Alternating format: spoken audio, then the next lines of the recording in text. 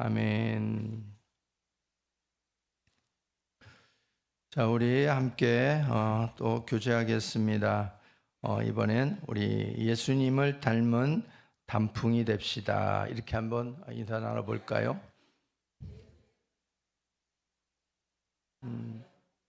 예수님을 닮은 단풍이 됩시다.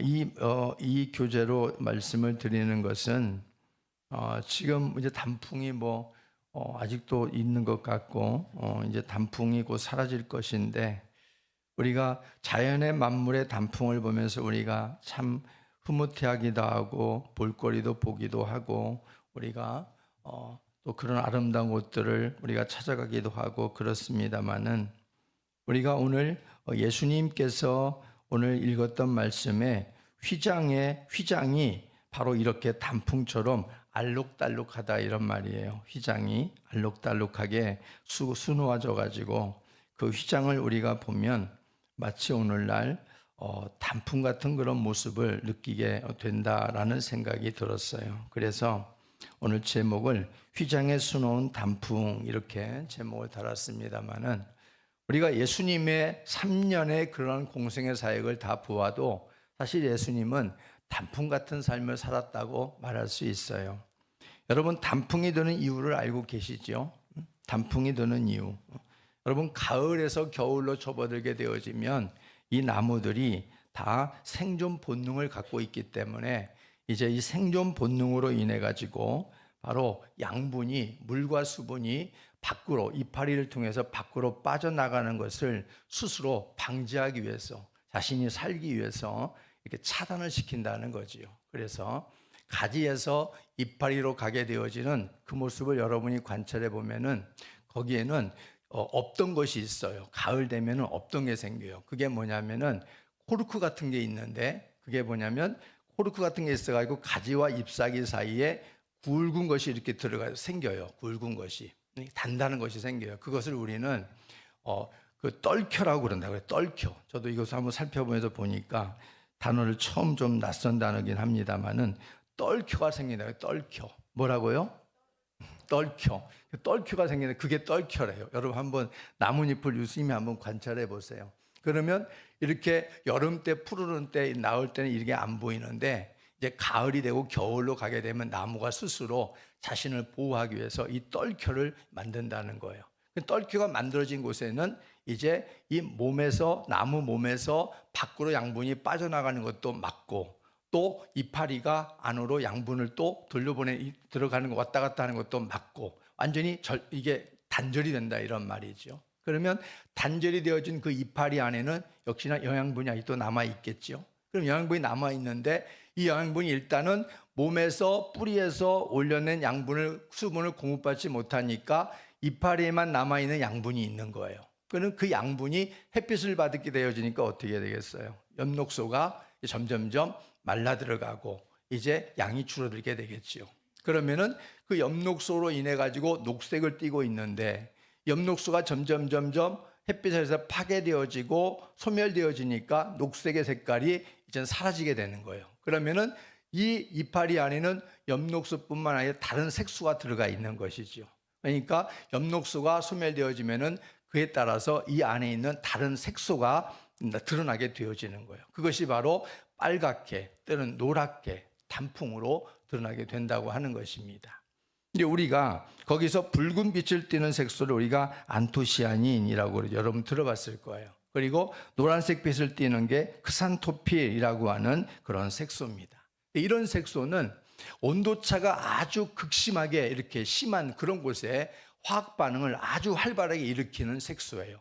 그러니까 여러분들이 단풍 구경을 가다 보면은 아주 그 등산하는 그 산이 굉장히 기온차가 심한 산과 그렇지 않은 능선이 별로 없는 산과 보면은 단풍의 색깔이 다르다 이런 말이에요. 왜 그러겠어요? 바로 이 안토시아닌과 크산토피라고 하는 색소가 온도차가 심하기 때문에 단풍 색깔이 유난히 빨갛고 유난히 노랗고 이렇게 짙은 색을 띠게 된다 이런 말입니다. 결국 우리가 단풍이 생기는 이유가 뭔가라고 말했을 때에, 이건 하나님의 창조 섭리를 따라 가지고 이 나무도 자기의 생존 본능으로 외부로 나가는 수분을 차단시킴으로 인해 가지고 이게 생기는 게 바로 단풍이다라는 겁니다. 우리가 볼 때는, 겉으로 볼 때는 야, 단풍이 아름답다, 단풍이 참 멋있다, 너무나 붉게 물들었네, 우리가 볼거리를 찾잖아요.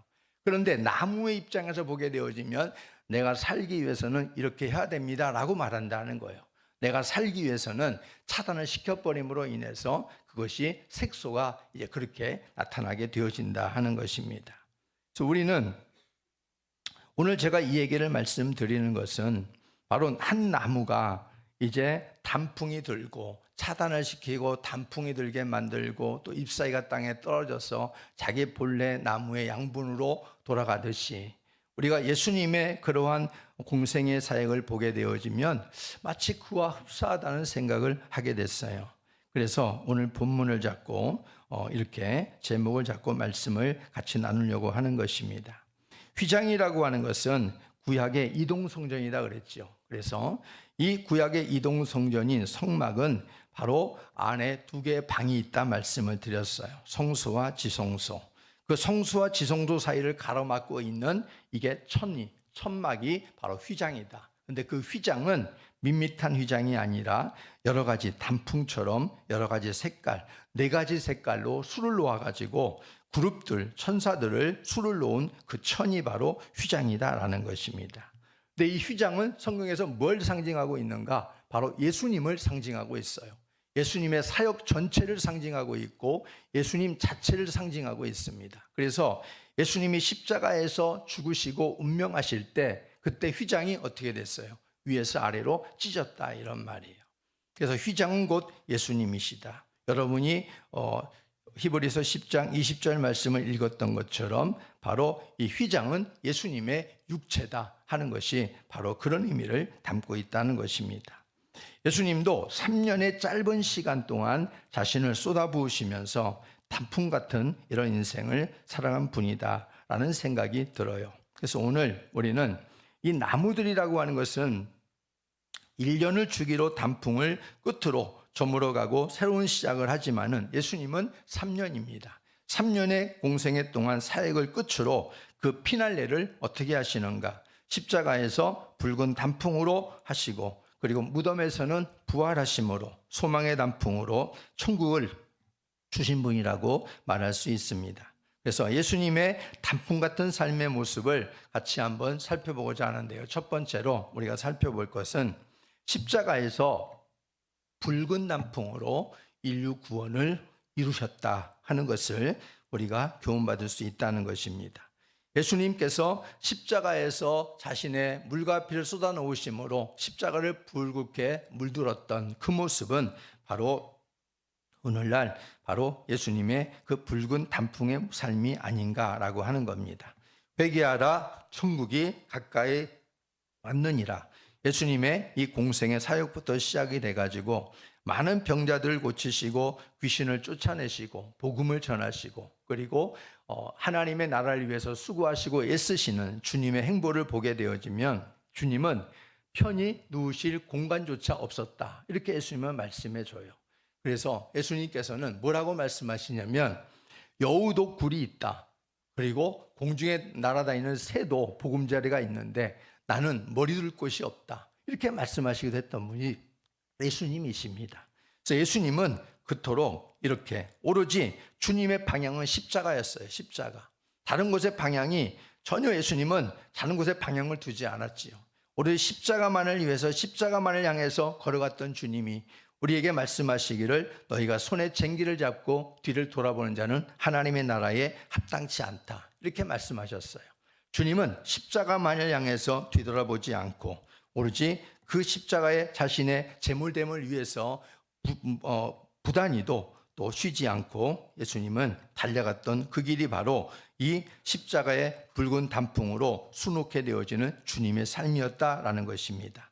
그래서 예수님은 우리가 알듯이 인류를 구원하기 위해서 구원의 왕으로 오셨어요. 그런데도 불구하고 예수님은 그야말로 자신의 몸 하나 가눌 길이 없는 그러한 주의 나그네 삶을 우리에게 설명해 줍니다. 그만큼 우리가 예수님을 따라가는 삶이 어떤 길이라는 것이 되겠습니까? 고난의 길이고 그 십자가의 길이고 이게 결국 나그네의 길이다. 외로운 외국인과 같은 그런 삶의 길이다 하는 것을 예수님이 보여주셨다라고 말할 수 있는 거지요. 예수님의 마지막 한 주간을 앞에 놓고 예수님은 이제 제자들과 마지막 만찬을 하게 되시는 것을 볼 수 있어요.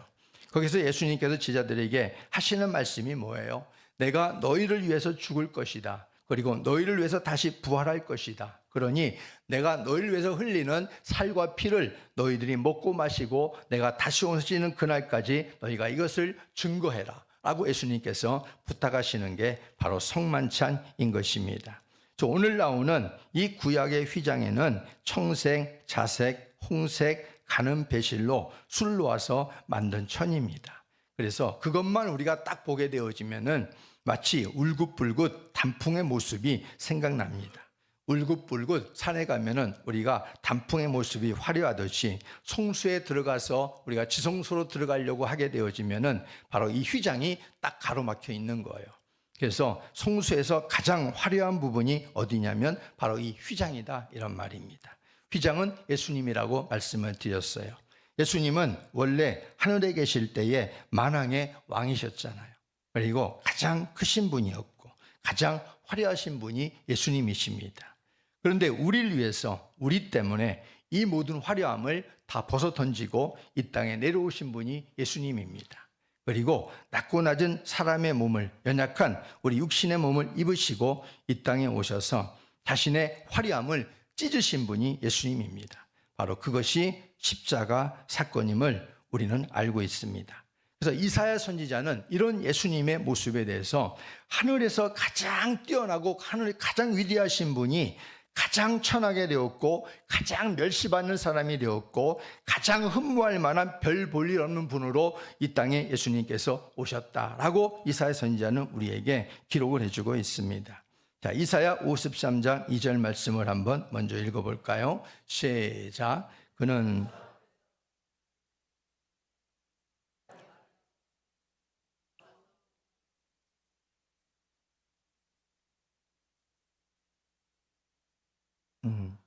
고운 모양도 없고 풍채도 없고 우리가 보기에 흠모할 만한 아름다운 것도 없다. 별 볼 일 없다는 거예요. 예수님이 하늘 보좌에서 최고로 위대하신 그분이 만왕의 왕이신 그분이 이 땅에 사랑의 몸을 입고 그것도 자기를 위해서가 아니라 우리 인류를 위해서 구원하기 위해서 오신 그 예수님이신데 그 모습은 별 볼 일 없는 모습이었다. 이렇게 기록해주고 있는 거예요. 그러니까 예수님이 이 땅에 오신 모습은 하늘의 모든 것들을 송두리째 몽땅 다 던져버리고 이 땅에 오신 거라 이런 말이에요. 이게 쉬운 일이겠어요? 하나님의 아들이기 때문에 하나님이기 때문에 가능하다라고 우리가 이론적으로 말할 수 있지만은 우리가 입장을 바꿔 생각해 보게 되어지면 우리가 있는 것 다 털어버리고 그거 우리가 있는 것도 별로 많지 않지만은 있는 것 다 털어버리고 우리가 저 낮은 곳에 떨어지라고 하려면 그게 쉬운 일이겠는가 하는 겁니다. 이것은 결코 어려운 일이에요. 자기가 부인되지 않고서는 100% 자기가 부인되지 않고서는 어려운 일이지요. 예수님은 중요한 것은 우리 사람이었어요. 사람의 몸을 그대로 입으셨어요. 그렇기 때문에 바로 육신의 그러한 몸을 그대로 입으셨기 때문에 예수님께서 이렇게 하셨다는 얘기는 얼마나 우리를 위해서 베푸신 그 은혜와 사랑이 얼마나 깊은가라는 것을 보여주고 있는 것이지요.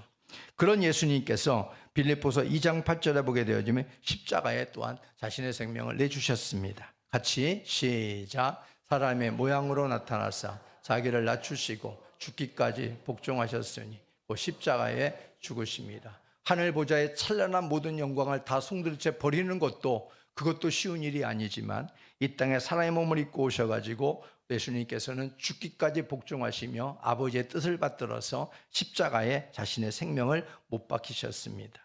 그래서 예수님이 운명하시자 이 일이 발생한 겁니다. 누가복음 23장 45절 시작. 성소의 휘장이 한가운데가 찢어지더라.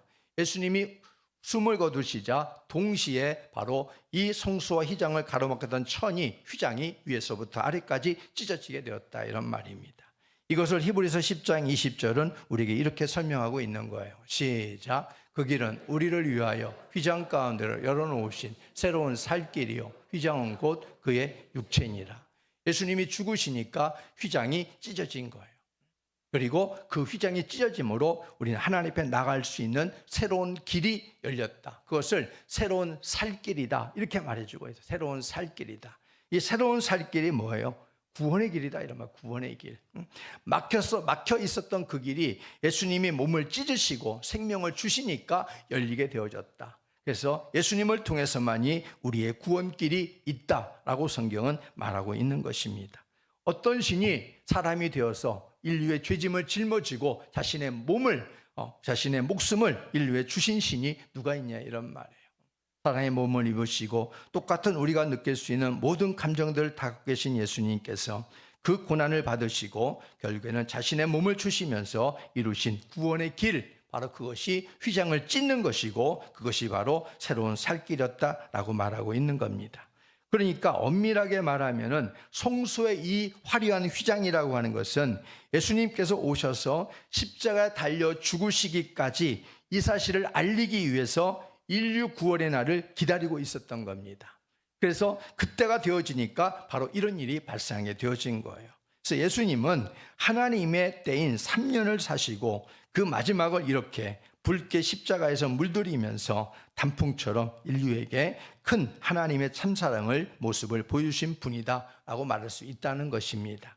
그래서 우리는 이렇게 십자가에서 자신의 이런 모든 피와 물을 쏟으시면서 십자가를 붉게 물들인 붉은 단풍처럼 우리를 향해서 모든 걸 내어주신 주님의 이 모습을 우리는 보면은 우리는 그저 아름답다라고만 할 것이 아니라 하나님의 그 은혜가 얼마나 진하고 얼마나 그 하나님의 은혜가 감사한 것인가를 깨닫고 우리도 주님이 주신 그 십자가를 향해 우리의 발걸음을 옮길 수 있는 은혜가 있기를 바랍니다.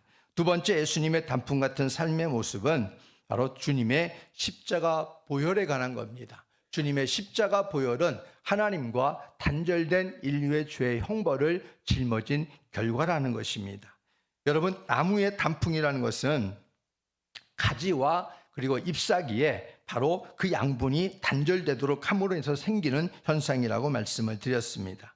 그러니 어찌 보면 예수님께서 자신의 육체에 인류의 죄짐을 짊어지게 되니까 이제는 예수님이 죄인이 되는 거예요. 우리의 죄짐을 짊어지니까 죄인이 되시고 십자가에서 흘리신 그 보혈이라고 하는 것은 하나님과 단절된 인류의 형벌을 보여주는 것이 된다 이런 말이지요. 동시에 그 영원한 하나님과 단절된 상태에서 화목을 다시 이루기 위해서도 역시나 또 보혈이 필요한 거예요. 예수님의 보혈. 그래서 주님께서 보혈을 흘려주신 겁니다. 그래서 주님이 십자가 흘리신 보혈은 두 가지 의미가 있는 거예요. 하나님과 인류의 모든 죄짐을 짊어지고 죄인이 된 예수님은 하나님과 단절된 상태에서 죽어야만 된다. 그게 보혈의 의미고, 두 번째 의미는 그 영원한 하나님과 단절된 상태에서 그 화목을 이룰 수 있는 그 유일한 방법은 역시나 주님의 피밖에 없다라는 게 바로 주님이 흘리신 십자가의 보혈의 의미라는 사실입니다. 마가복음 15장 34절의 말씀을 보겠습니다. 시작. 제9시에 예수께서 크게 소리 지르시되 엘리 엘리 라마 사박다니 하시니 이를 번역하면 나의 하나님 나의 하나님 어찌하여 나를 버리셨나이까 하는 뜻이라. 예수님이 달리시면서 이제 외치시는 말이죠. 아람어로 엘리 엘리 라마 사박다니, 나의 하나님 나의 하나님 어찌하여 나를 버리셨습니까? 예수님께서 비명을 지르시는 듯한 이 외침이라고 하는 것은 바로 인류의 형벌을 짊어지고 죄인의 모습으로서 하나님과 단절된 상태에 있는 그 모습에서 주님이 외치시는 것입니다. 그러니 얼마나 십자가에 달려 있는 것도 고통스러운데 하나님과 단절된 상태에서 그 죄짐이 얼마나 정말 크고 얼마나 묵직했겠는가, 얼마나 고통스럽겠는가를 우리는 감히 생각을 해봐야 된다 하는 것이죠. 왜 하나님의 아들 되신 예수님이 하나님 아버지로부터 버림을 받아야 되는가? 그것은 죄가 없으신 예수님께서 인류의 죄를 짊어지셨기 때문에, 죄인이 되셨기 때문에 그렇다라고 성경은 말합니다. 로마서 6장 23절 말씀 시작.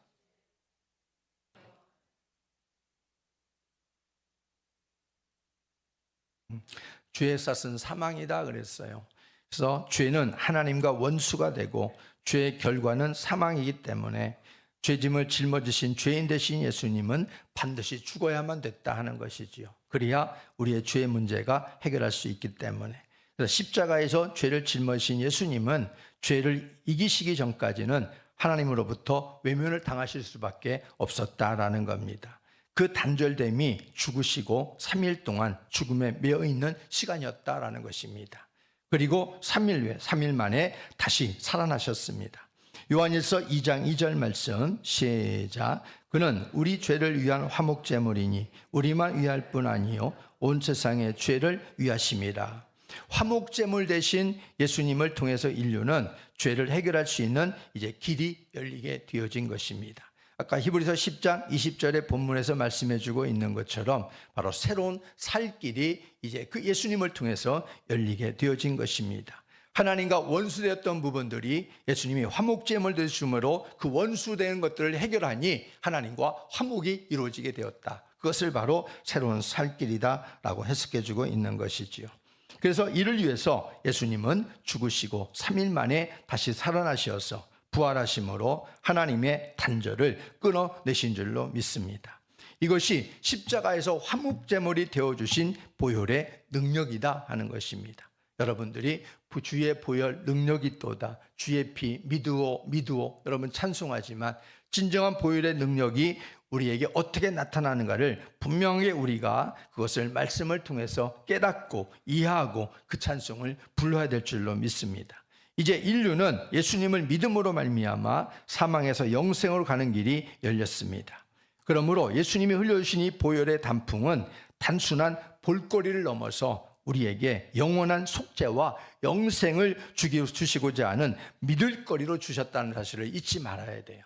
우리는 단풍을 보면서 야 멋있다, 야 단풍이 참 예쁘다, 우리는 거기에 볼거리로 우리는 만족하고 돌아오잖아요. 그러나 예수님이 단풍 되신 것은 우리가 볼거리 주신 게 아니에요. 믿을거리 주셨다 이런 말이에요.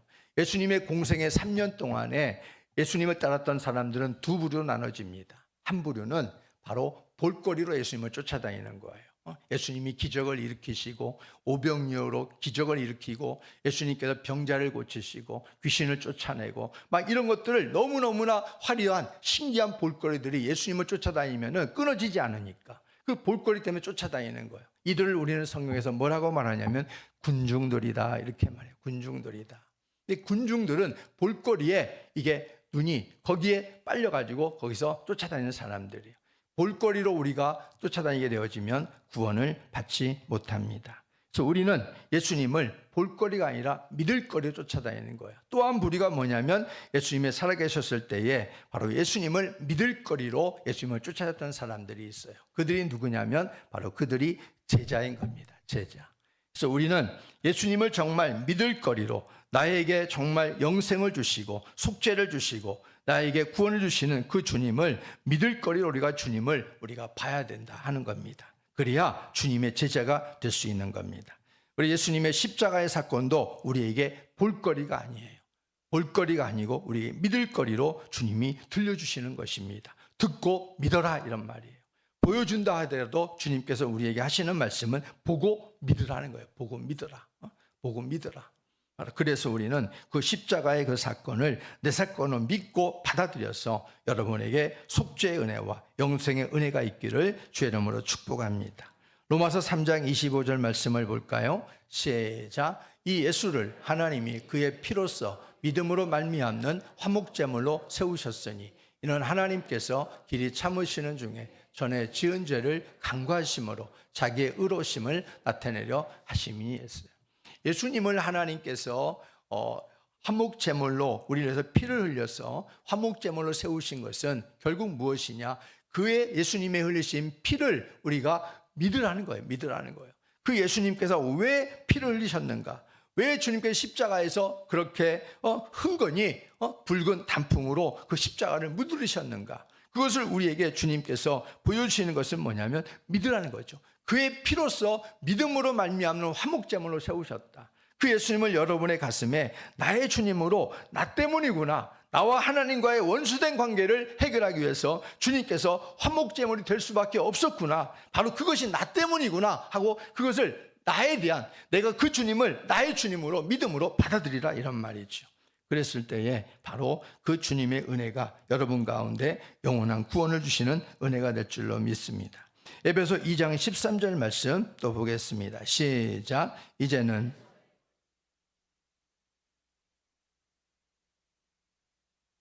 여기 보면요, 짧은 손구지만은 여기 이제는, 그래서 이제는 전에 멀리 있던 너희가, 그래서 전에 멀리 있던 너희라는 것은 뭐예요? 주님의 십자가 사건과는 관계없는 주님의 밖에 있었던 사람, 구원의 밖에 있었던 사람. 그런데 이제는, 그랬어요. 이제는 구원의 밖에 있었던 사람들이 이제는 주님의 십자가를 믿고 받아들이는 너희들, 이제는 전에 멀리 있던 너희가 그리스도 예수 안에서 그리스도의 피로 가까워졌느니라, 이렇게 말씀해 주고 있어요. 그래서 우리는 예수의 피로 말미암아 이제 예수 안에서 이것을 믿고 받아들이는 모든 자녀들은 그리스도 안에서 그의 피로 말미암아 하나님과 화목하게 이루어진 가까운 믿음의 백성, 천국의 백성이 되어진 줄로 믿으시기 바랍니다. 십자가 보혈의 단풍을 우리는 그래서 결코 볼거리만 보아서는 안 된다. 반드시 믿을 거리로 받아들여 사망에서 영생에 이르는 믿음을 가지고 살아가는 우리 모두가 되시기를 주의 이름으로 축복합니다.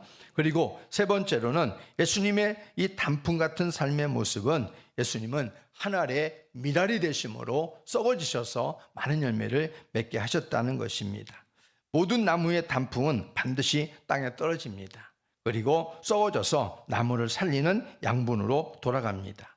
예수님은 마지막 피 한 방울까지 다 흘리셨어요. 십자가에서 다 흘리시고 물 한 방울, 피 한 방울 다 흘리시고 그리고 썩어지심으로 인류를 살리셨습니다. 예수님은 자신의 삶을 모두 썩어지는 단풍처럼 사시다 가셨다는 겁니다. 요한복음 12장 24절 말씀을 한번 보겠습니다. 시작. 내가 진실로 진실로 너희에게 이르노니 한 알의 밀이 땅에 떨어져 죽지 아니하면 한 알 그대로 있고 죽으면 많은 열매를 맺느니라. 예수님은 한 알의 밀알로 오셨어요. 그 예수님께서 십자가에서 그렇게 붉은 단풍의 모습처럼 그렇게 십자가에서 자신의 모든 그 피를, 물과 피를 다 쏟아주심으로 인해 가지고 바로 밀알이 되었다라고 말씀해 주고 있는 거예요. 한 알의 밀알이 죽지 않고 그대로 있으면 어떻게 되겠어요? 그것밖에 결국에는 거둘 수 없는 것이 되겠지요.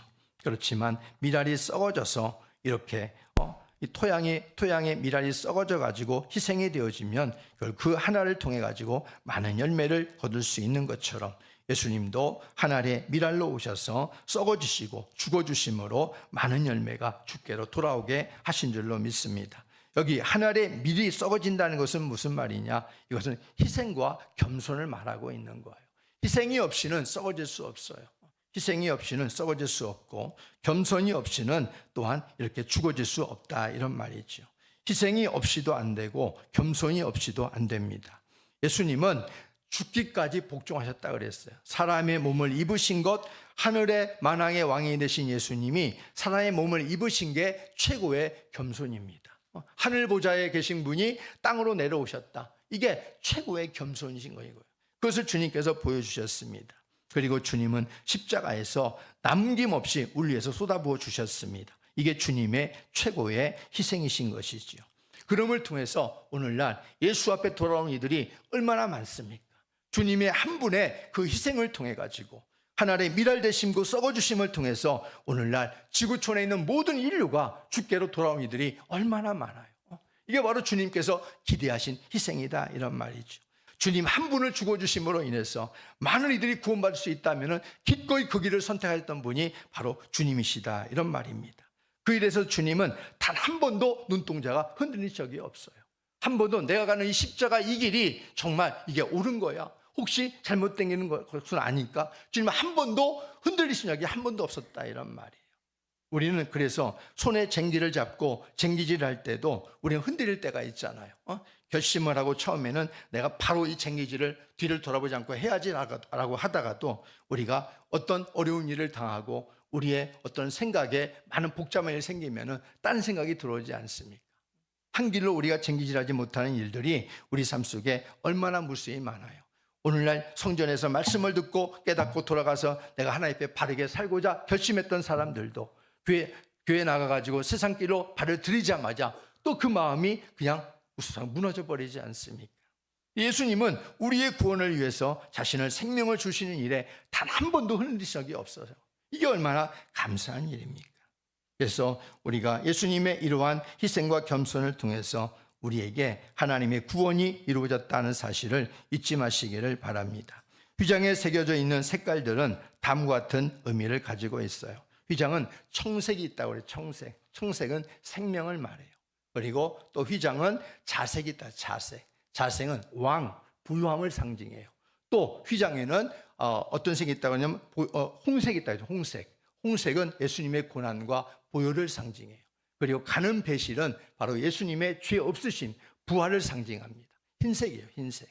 그래서 이 청색, 자색, 홍색, 가는 배실로 수놓아진 이 휘장이라고 하는 것은 말했듯이 예수님의 육체, 예수님의 사역, 이것을 전체적으로 그 휘장 안에 온전하게 응축이 되어져 있는 거예요. 참 생명이 되시는 예수님께서, 만왕의 왕이 되신 예수님께서 바로 우리에게 영원한 생명을 주시려고 죄 없으신 예수님께서 고난을 받으시고 십자가에서 보혈을 흘려주시고 그리고 죽으시고 죽은 지 사흘 만에 다시 부활하시는 그 예수님의 전체 사역이 어떻게 보면 휘장 한 장 안에 다 거기에 녹아져 있다, 이런 말이에요.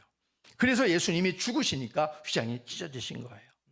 그래서 우리는 그 예수님의 미랄되어 썩어지심은 생명을 버리신 것이고 또 부여함을 버리신 것이고 죄가 없으신 분이 죄인이 되셔서 십자가에서 보혈을 흘려주신 것이고 다시 살아나심으로 우리 인류에게 영원한 부활의 소망을 주신 바로 그 사건이다라는 것을 보여줍니다. 그래서 우리는 고린도전서 15장 22절도 그렇지만은 바로 휘장에 수놓아진 그 그룹들의 화려한 모습을 통해서 예수님의 일생이 이렇게 화려하게 단풍처럼 살고 가셨다라는 것을 깨달아 볼 수 있다는 겁니다. 고린도전서 15장 22절 한번 읽어볼까요? 시작.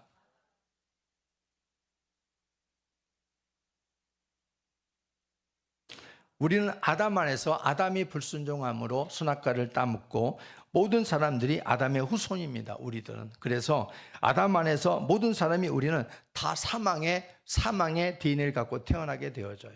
이 땅의 모든 육신들은 다 한 번은 죽잖아요. 한 번 죽는 것은 사람에게 정해진 이치다. 성경의 진리의 선언입니다. 왜 그래요? 바로 이것 때문에 그렇습니다. 아담의 DNA를 갖고 태어나는 인류는 그 어떤 누구도 사망을 지나갈 수 없어요. 육신의 사망을 지나갈 수 없습니다. 그래서 사망이 선고되었어. 그 선고된 사람에게 하나님께서는 바로 무엇보다도 우리가 이 아담 안에서 이루어진 이 원죄라고 하는 DNA를 갖고 태어나는 모든 인류에게는 하나님께 구원받을 수 없어요. 그 원죄가 해결되어져야 구원받을 수 있는 거예요. 그래서 그 원죄를 해결하기 위해서는 이 땅에 있는 모든 죄인들은 누구도 그걸 감당할 수 없어요. 죄 없는 자가 이 땅에 있는 모든 죄를 짊어질 수가 있는 거예요. 그래서 아까 자색이라는 것은 예수님의 죄 없으심을 상징한다고 그랬죠. 그래서 죄 없으신 예수님께서, 완전하고 흠이 없으신 예수님께서만이 우리의 죄짐을 짊어질 수가 있는 거예요. 그래서 그분이 그래서 사람이 되신 거예요. 죄가 없으신 사람이 되셔서 우리의 죄를 짊어지신 겁니다.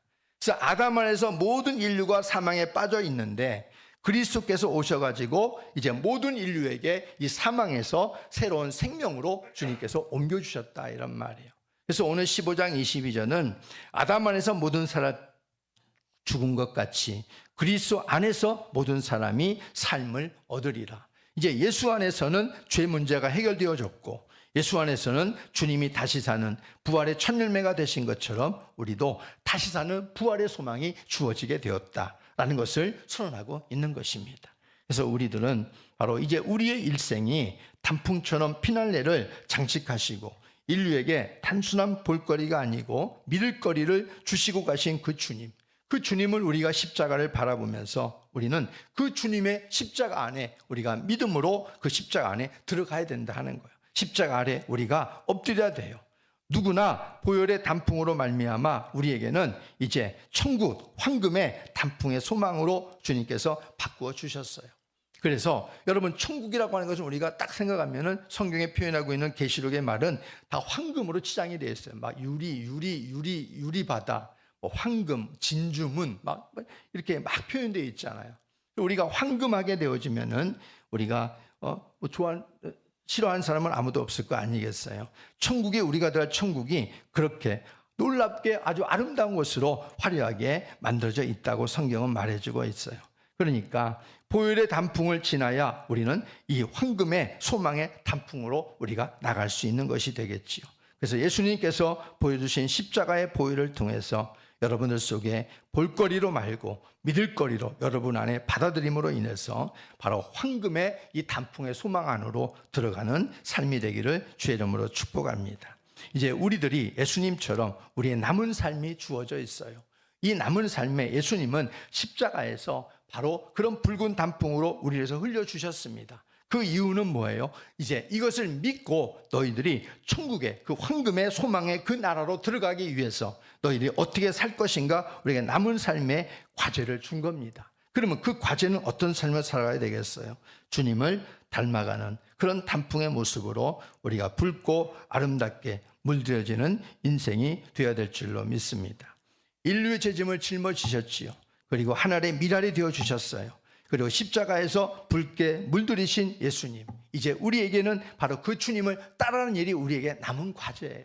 비록 우리가 주님을 따르는 그 길이 고난의 길이고 십자가의 길이고 어려운 길이지만 우리는 그 길을 절대 포기하면 안 돼요. 왜요?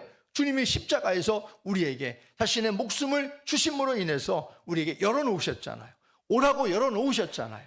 그러니 우리가 그 길을 안 가면 안 돼요. 우리는 주님이 열어놓으신 그 생명으로 우리에게 열어놓으신 그 길을 우리도 이제는 주님 안에서 우리에게 주어진 십자가가 크든 작든 우리가 그것을 무겁다 또 힘들다 여러분 원망하고 불평하지 말고 하나님 앞에 겸손함으로 자기를 부인하고 주님의 십자가를 지고 따라갈 수 있는 우리의 모습이 되기를 바랍니다. 그래서 그 영원한 그 나라에서 만왕이 되신 그 왕 되신 예수님을 우리가 맞이할 수 있는 우리의 믿음이 다 되었으면 좋겠습니다.